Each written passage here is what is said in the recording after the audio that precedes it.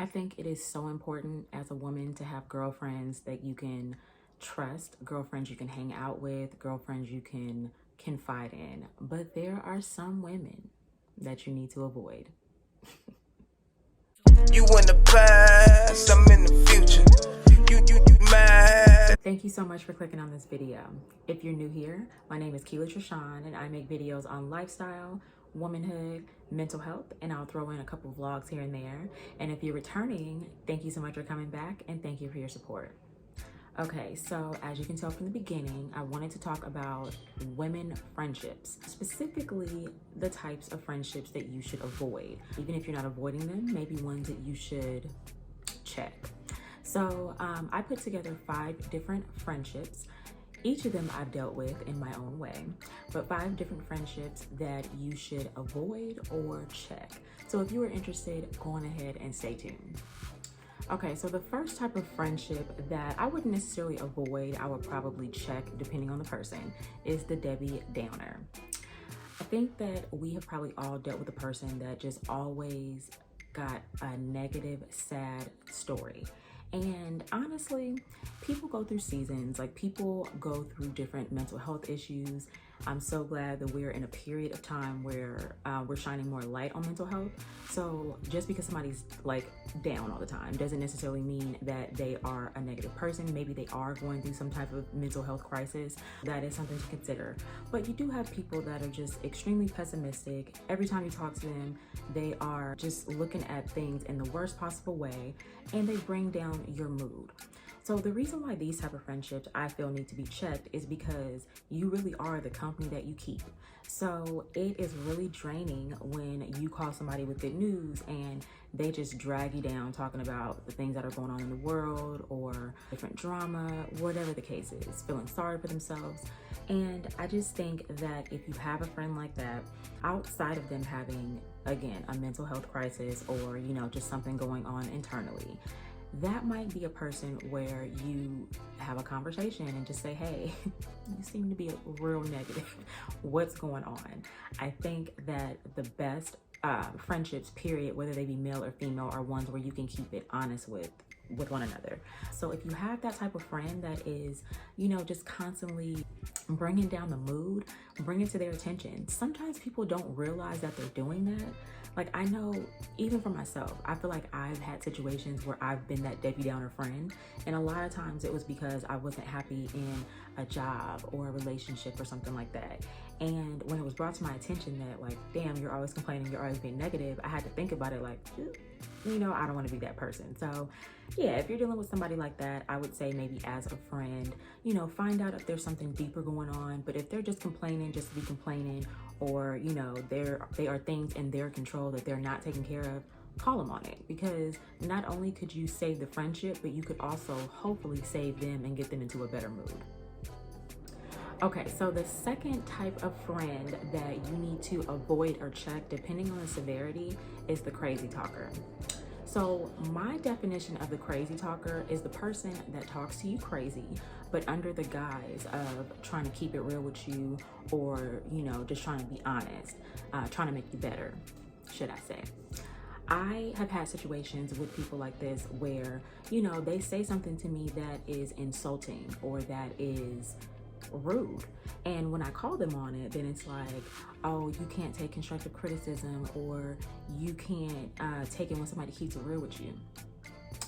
Let me say this, not even to toot my own horn, I feel like I'm a pro at delivering bad news, delivering constructive criticism, or delivering just whatever, tough conversations. I'm the queen of doing that with tact. I can tell you about yourself and you not feel insulted. You know that I'm coming at you from a genuine place, from a place where I actually care. So I know it can be done. I'm not saying that you have to deliver it the way I do, because I know that sometimes I could be a little bit nicer than others, and there's a difference between somebody being direct and somebody talking to you crazy. So if you genuinely feel like someone is talking to you rudely or coming at you foul, and you continue to have this conversation and they decide that they don't want to change it, you have 2 choices. You can either continue to deal with it and just kind of chuck it up to that's them. But the way I typically deal with that is I just cut you off. Because one thing about me is when somebody talks to me crazy, it's just in me to give you back that same energy. I am going to check it right away. I'm not going to let it continue to fester.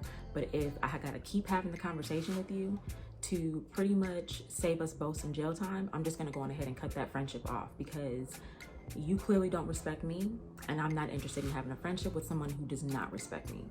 Now, if it is a situation where, you know, I let you know, hey, I didn't like the way you said that, and I can tell that you genuinely didn't mean to say it, you know, the way you said it, or you didn't mean for it to come off the way it did, and we're able to move past it, and I don't have that situation from you anymore, then yeah, for sure, like, we can move forward. People make mistakes, and sometimes, you know, like, I might take something as disrespect that you didn't mean to be disrespect. Completely understand that. But again, I think people know what they're doing a lot of times, and if I call you on it and you choose to continue to do it in the future, then we just don't know we don't need to deal with one another. Okay, so the third type of friend that you need to avoid or check is the one-upper. The one-upper, in my opinion, by my definition, is the person where you come to them with good news. Let's say you got a promotion. So you come to them and you tell them, oh, I got a promotion, you know, I'm making X amount of dollars and blah, blah, blah, blah, blah. I'm super happy. Instead of them like genuinely being happy for you, telling you that's great, whatever, they kind of downplay what you're telling them, and then they switch the conversation to themselves. And it's like, oh, okay, you got a promotion, but yeah, I'm doing this, or I don't know, I'm going to Cancun, or blah, blah, blah, blah, blah. That type of person is, in my opinion, not a true friend. I think that there are going to be situations with all friendships, like maybe I get a promotion, maybe this friend is getting engaged, maybe this friend is moving to a new country, whatever. I think that a healthy friendship is a friendship where we can all acknowledge each other's wins and let each other have their moment. Everyone deserves to have their moment, and it's not always about like one individual, it's about the collective. And when you have friends that cannot ever let you have a moment and they have to bring it back to themselves, a lot of times that can be a little selfish, you know? And I think that there's no way for a friendship to thrive, because I'm gonna get to a point where I'm like, okay, I'm not gonna even come to you with my good news, because all you're gonna do is pretty much dismiss what I have to say and then talk about something that's going on with you. And it's not to say that I'm not happy for you, but sis, why can't I just have my moment, you know? So with situations like that, I would say, depending on how long you've been cool with the person, depending on if this is something that happens all the time, I would try having a conversation and just like let them know, like, hey, that's cool, like I'm happy for you, but I mean, can we concentrate on my promotion? Call people out on that behavior, because it's not okay. I don't really know a situation where it was meant in a way that was not harmful. The times that I've experienced it or that I've seen it done, usually the person was jealous, or they just simply didn't want the attention on anybody other than themselves. And in situations like that, you definitely need to cut the person off. But again, I can't speak for every situation. So if it's something where you feel like it was an honest mistake or something that you're able to fix with a simple conversation, then maybe you can salvage that friendship. But definitely call out people if they're not allowing you to have your moment. Okay, so the next type of friend that, honestly, this one just needs to be avoided, ain't no checking this, is the jealous one. Now, similar to the one-upper, the jealous one is not only a one-upper, but sometimes they want what you have. Or even if they don't want what you have, they want the aura that you give off. They want the reaction to you that they may see others give you, that kind of thing. I hope I'm making sense, and I hope you're following me there. But a lot of times, jealousy isn't always about looks, right? So it's not just because this person thinks that you are more attractive or this person thinks that you are attractive. I've seen very attractive women act jealous when somebody else has something that they seemingly want, or whatever the case may be. The reason why these type of friendships are dangerous is because I feel like sometimes jealousy can make people act like really ugly, can make them act out of character, and can make them come after you in ways that you just don't need in your life. You know what I'm saying? You have the women that will go after your man. You have the women that will go after, a job. They'll try to sabotage your job so they can get that position, or whatever the case may be. So if you see those type of traits in someone, I would probably steer clear. I would probably watch them from afar. Now, there are times where you can have conversations. I don't want to just say, just definitively cut this person off. Because again, there could be reasons, there could be conversations that could be had that could clear things up. What I may perceive as jealousy might not be something that you consider jealousy, or, you know, whatever. Like, a lot of those definitions can be, there can be a lot of different ways that you can look at those definitions, should I say.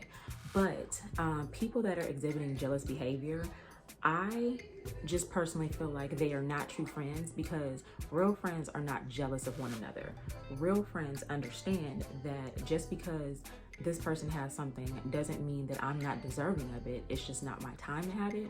So let's just say with the relationship situation, I've had situations where I've had friends like kind of distance themselves from me when I'm in a relationship.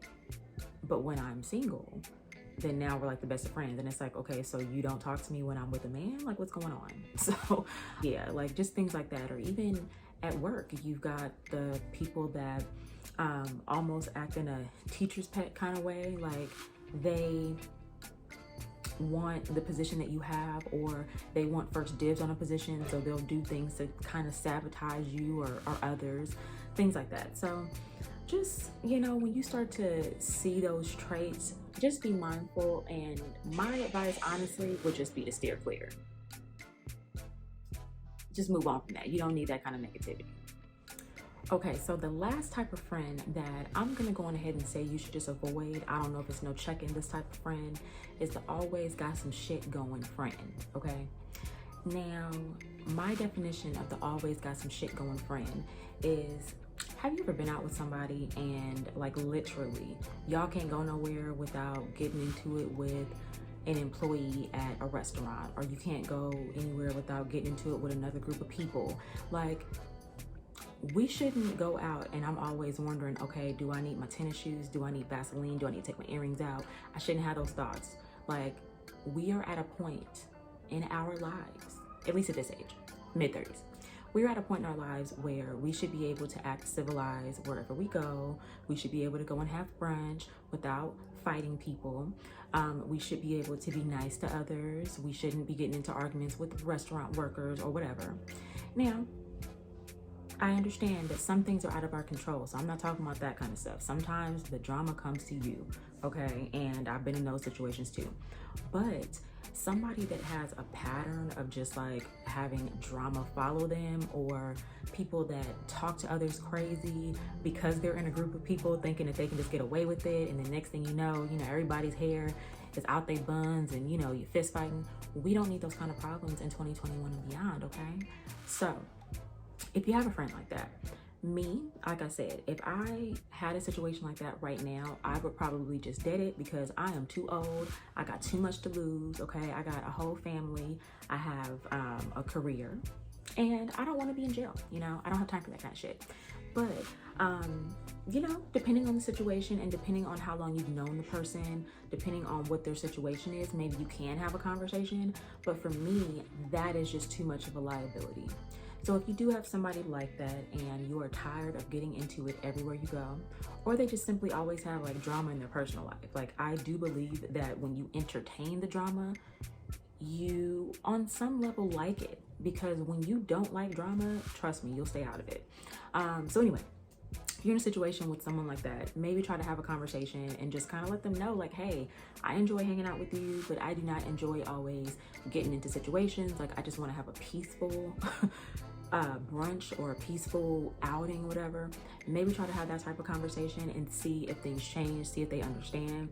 But in my experience, a lot of times, that is a maturity that has to happen on that person's time, not yours. And so if you are experiencing that type of friendship, you might want to just go on ahead and cut ties, or at least put distance until that person understands and can act civilized when you guys go somewhere. All right, you guys, so that was meant to be more entertaining than anything, but on a serious note, I think that at some point in life, you need to just really look at the friendship that you have. There are a lot of people that I've been cool with over the years that I'm not cool with now. I do have a way smaller circle, and it's honestly like that by design. I know a lot of people, and I'm sure we all do. Once you get to a certain age, you know, after you've gone to high school, college, you've had a few jobs, you will know a lot of people. But the people that you keep in your circle really need to be people that uplift you, people that support you, and people that just will not have you in all kinds of BS whenever y'all going out. So I hope that you found this video helpful. If you did, please go on ahead and give this a big fat thumbs up. It helps with the YouTube algorithm. If you have not already subscribed, please go on ahead and click that subscribe button below, and be sure to turn on your notifications so you don't miss any of my future uploads. With that being said, you guys have an amazing day, and I'll see you next time. Hey, turn your back, it's like I never knew you. Leave that, leave that, leave that, in the past. Leave that, leave that, leave that, broke up in the past.